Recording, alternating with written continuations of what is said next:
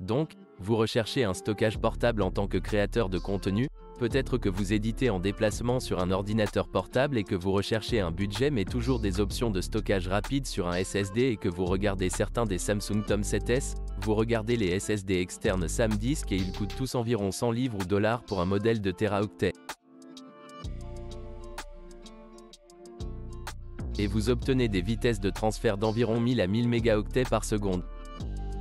Et s'il y avait un moyen d'économiser de l'argent, d'avoir des vitesses potentiellement encore plus rapides et d'avoir une bien meilleure endurance? Et c'est là qu'interviennent ces boîtiers Ender 2 sous-estimés. Laisse-moi expliquer.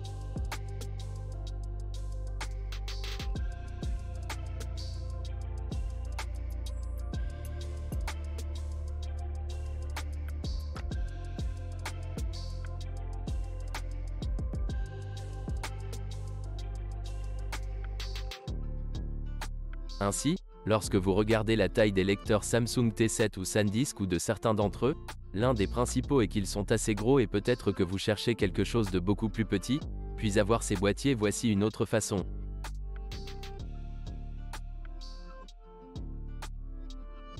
En plus d'être plus petits que certains concurrents que vous pouvez simplement acheter dans le commerce, ils ont également l'impression qu'ils sont assez petits.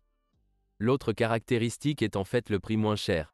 Par exemple, si vous regardez les boîtiers réels, vous pouvez voir ici celui-ci coûte 18 $ ou 19 $. Certains des plus chers, celui-ci est en fait 15 $, 18 $ ou 19 $. Donc, vous pouvez prenez-en un en toute confiance qui coûte environ 20 $. Et puis l'autre question est de savoir quel SSD devriez-vous utiliser? Parce que vous pouvez opter pour des SSD Monsieur 2 très haut de gamme, mais en fait ce n'est pas vraiment le sujet ici. Le but ici est d'obtenir toujours les mêmes vitesses, la même endurance, sinon une meilleure endurance et même moins chère. Donc, ce que j'ai trouvé, c'est qu'il existe ce lecteur appelé lecteur Team Group MP33. Et comme vous pouvez le voir ici, en ce moment, cela coûte 53 $ pour un Teraoctet, ce qui est absolument ridicule. Ensuite, si vous achetez un pack de 2 de ceux-ci, vous économisez en fait $1 et c'est 104 $ pour 2 Teraoctets. Si vous voulez opter pour le modèle à 2 Teraoctets, c'est 158 $, ce qui n'est pas vraiment le meilleur rapport qualité-prix et vous devrez peut-être chercher un autre lecteur. Mais pour un modèle d'1 Teraoctet, il est très difficile de battre ce lecteur. Ce SSD en ce moment. Et vous regardez peut-être les spécifications et dites, regardez, c'est seulement 1800 jusqu'à mégaoctets par seconde en lecture et en écriture. Ce n'est même pas le genre Gen 3 de vitesse maximale.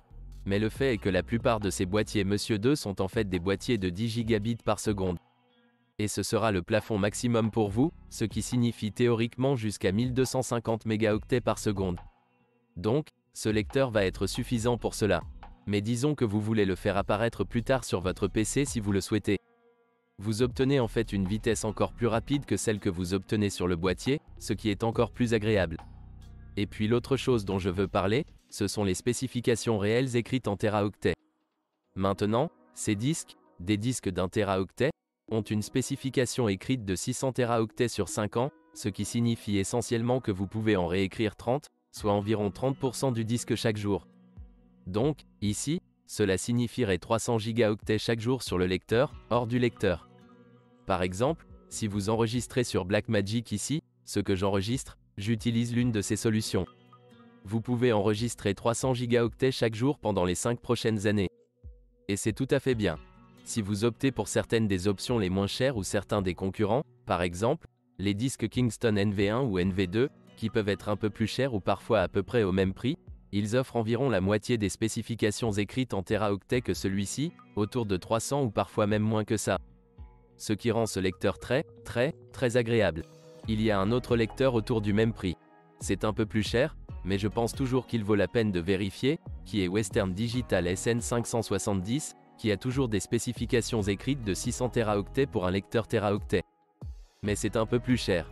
Si vous mettez ce lecteur dans le PC, c'est légèrement plus rapide. Mais je pense que pour un boîtier MDOT2, le MP33 est comme le lecteur idéal. Donc, ce que nous avons établi jusqu'à présent, c'est qu'il est plus petit. C'est plus abordable car en ce moment, au total, ces deux, le boîtier et le lecteur coûtent environ 70-73 $. Vous obtenez donc environ 25 à 30% moins cher qu'un Samsung T7, par exemple. Maintenant, comment construisez-vous cela? Droite. Vous pouvez aller avec toutes sortes de ces boîtiers, mais il y a certaines des choses que vous devez rechercher pour un boîtier. Certains d'entre eux ne sont pas très bien exploités et ne sont pas très bons. Mais celui-ci est un nouveau de Team Group. C'est EC01. Il indique des vitesses de lecture et d'écriture allant jusqu'à 1000 mégaoctets par seconde. Il s'agit donc d'un emplacement USB 3.2 Gen 2X1, qui est de 10 gigabits par seconde. Mais à l'intérieur de la boîte, vous aurez le boîtier, un câble USB, ce qui est bien en fait car il s'agit d'un câble USB-C vers USB-C. Mais il existe également un adaptateur vers USB de type A, si vous voulez le faire. Et puis vous avez des entretoises en caoutchouc. Maintenant, l'installation du SSD est super simple et tout peut le faire. Regarde ça. Ainsi, chacun de ces boîtiers aura une sorte d'accès à l'intérieur du boîtier. Celui-ci ici a une enceinte en caoutchouc autour de lui pour le rendre très agréable. Mais aussi, si vous regardez autour de vous, il y a en fait un grill qui laisse anticiper une grande partie de la chaleur, ce qui maintient le lecteur beaucoup plus frais que certains des autres que vous pourriez avoir sur le marché. Et c'est l'une des choses que vous voulez surveiller, c'est quelque chose qui a un bon refroidissement pour le lecteur. Donc ici, vous attrapez littéralement le dos de ceci et ensuite ça saute comme ça. Vous pouvez l'enlever. Et ce que vous pouvez voir en dessous est un coussin thermique. Et ici et puis c'est là que le EMDA2 va être installé. Prenez votre EMDA2, alignez-le là-dedans. Cela ne va que dans un sens. Je ne peux pas aller dans l'autre sens. Ça va un peu en biais. Vous l'enfoncez. Il continue de coller. Alors ne vous inquiétez pas. Poussez-le sur ce genre d'angle. Je vais donc vous montrer de ce côté aussi. Donc, vous l'insérez dans ce type d'angle. Poussez-le. Et puis une enceinte différente, qui est un peu différente. Les closets peuvent avoir une manière différente de l'installer ou de la conserver. Mais celui-ci ici est comme un œillet en caoutchouc là-bas. Donc, ce que vous pouvez faire, c'est simplement pousser le MDA2 vers le bas, puis pousser un peu l'œillet en caoutchouc sur le côté. Vous pouvez donc pousser le MDA2 à l'intérieur. Et puis ce genre d'entretoise en caoutchouc le maintient juste comme ça. Et c'est tout. La prochaine chose que vous voulez faire est de vous assurer que vous décollez ce petit plastique sur le tampon thermique afin que nous puissions le refroidir.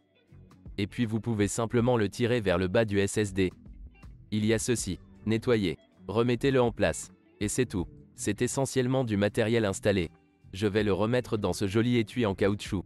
Et puis vous allez prendre le câble qui était attaché. Branchez-le là. Je suis sûr que c'est très explicite. Mais pour le moment, je vais utiliser le module USB-C. Et puis sur votre ordinateur portable, sur votre PC, branchez l'un des modules USB-C. Ok, je vais le brancher là. Et comme vous pouvez le voir, il y a une petite LED qui s'allume ici sur le groupe d'équipe. Cette LED de groupe d'équipe s'est allumée. Alors maintenant, lorsque vous êtes sur votre PC ou Mac, cela fonctionne également sur Mac. Mais si vous cherchez à augmenter beaucoup plus le stockage de votre Mac, obtenez des vitesses un peu plus rapides car le SSD Mac n'est pas évolutif en interne. Vous pouvez également les utiliser, mais il existe un moyen un peu plus rapide de le faire sur Mac. Donc, si vous êtes un Mac, je vous recommande fortement de vérifier mon tutoriel SSD externe Mac ou Mac mini ou M1 Ultra ou Mac, car la pensée est légèrement différente derrière. Je recommande donc fortement de vérifier cela. Mais en substance, ce SSD fonctionnera sur les deux et vous pouvez le faire exactement de la même manière. Alors maintenant, une fois que nous avons installé cela, si vous ouvrez mon ordinateur, vous voyez probablement qu'il n'y a pas de SSD installé et vous pensez « Oh, mon Dieu, quelque chose ne va pas. Je ne sais pas quoi faire. » En fait, c'est tout à fait bien. Ce que nous devons faire, c'est initialiser le lecteur. Donc, ce que vous voulez faire, c'est appuyer sur votre touche Windows, puis taper dans la gestion de disque ou créer et formater des partitions de disque dur. Lorsque vous l'ouvrirez, il apparaîtra immédiatement avec ce message ici qui dit que vous devez l'initialiser avant que nous puissions y accéder. Donc, vous allez essentiellement le laisser à GPT, appuyez sur OK. Et si je l'agrandis un peu, vous pouvez voir ici tous les disques qui se trouvent à l'intérieur de votre système. Mais il y a un disque ici qui est notre lecteur d'1 Teraoctet ici. Et vous pouvez voir qu'il s'agit d'un espace non alloué. Cette petite barre noire signifie essentiellement que vous devez dire à ce disque. Voulez-vous garder cela comme une grosse saucisse d'un espace de stockage ou comment voulez-vous configurer cela? Fondamentalement, le configurer comme un grand stockage est ce que je recommanderais. Vous faites un clic droit sur cette section-là. Nouveau volume simple. Vous cliquez sur Suivant. Vous cliquez sur Suivant. Attribuez la lettre suivante. Si vous souhaitez modifier la lettre de lecteur ensuite. Voici le système de fichiers. Si vous utilisez Windows, NTFS, vous savez, celui qui fonctionne probablement pour vous. Si vous souhaitez l'utiliser sur Windows et Mac, l'EXFAT fonctionnera probablement un peu mieux. Nous allons l'appeler groupe d'équipe 1 Teraoctet MP33. Effectuer un formatage rapide. Suivant. Finir. Et boum. Ce que vous voyez est tout de suite. Windows voit, oh, il y a un nouveau SSD installé. Et maintenant cet espace est devenu bleu au lieu de noir. Et si nous allons sur mon ordinateur, vous pouvez voir le tour et jouer. C'est ici. Vous pouvez ouvrir le lecteur, puis il est accessible ici et vous pouvez facilement y faire glisser certains fichiers.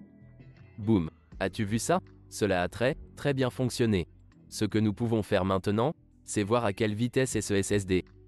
Maintenant, je l'ai branché sur ce port USB-C, donc je ne suis pas sûr des vitesses de ce SSD, mais nous le saurons maintenant.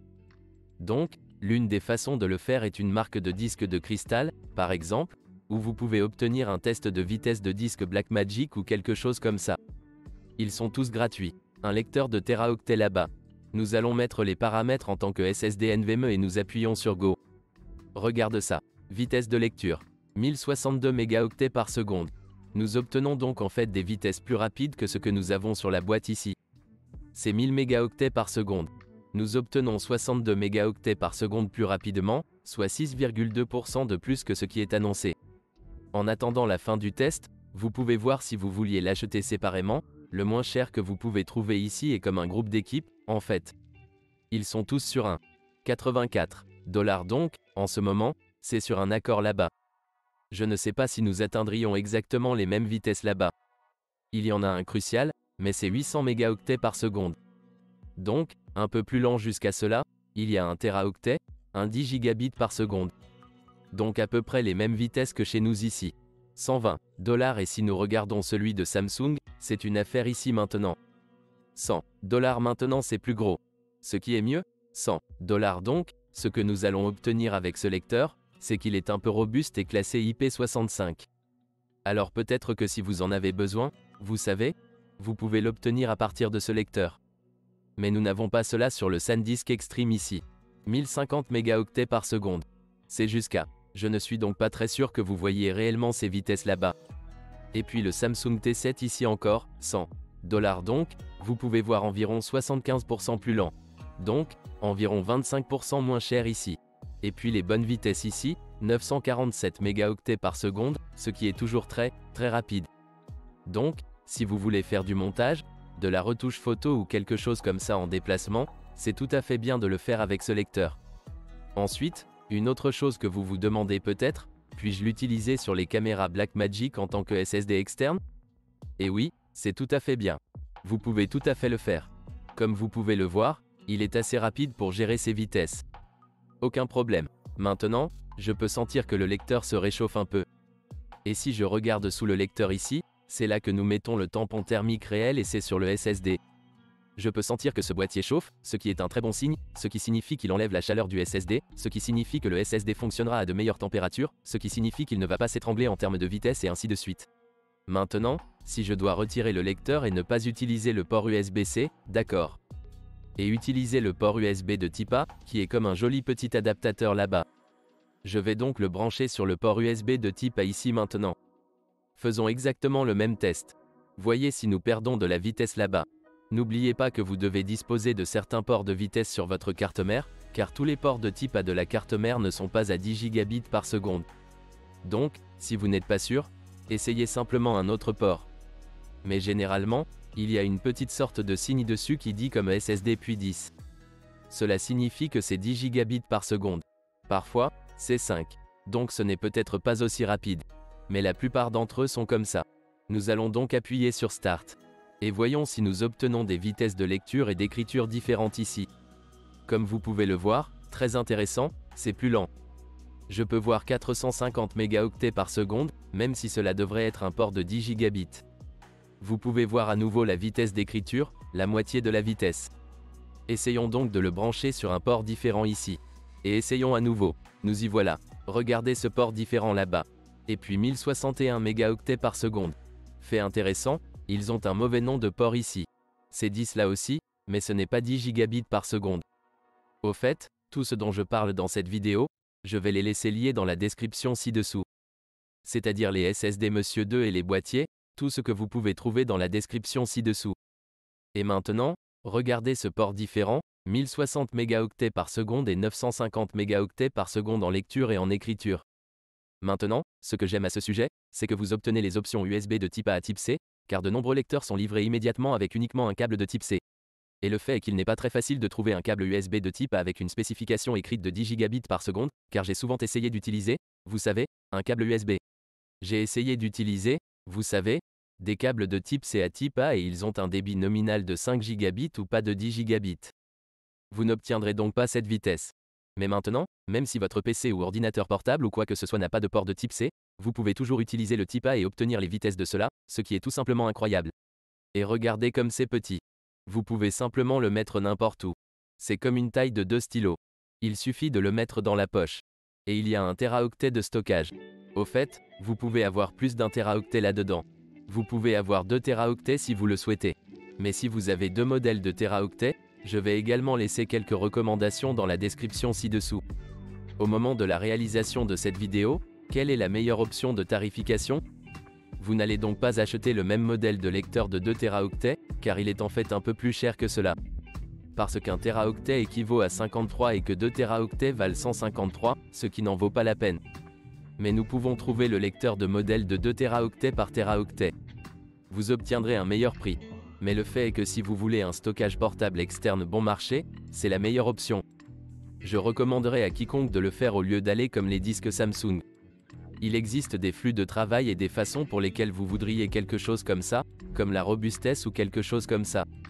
Mais vous pouvez également acheter des disques durs et les 2 boîtiers si vous le souhaitez. Mais vérifiez-les dans la description ci-dessous.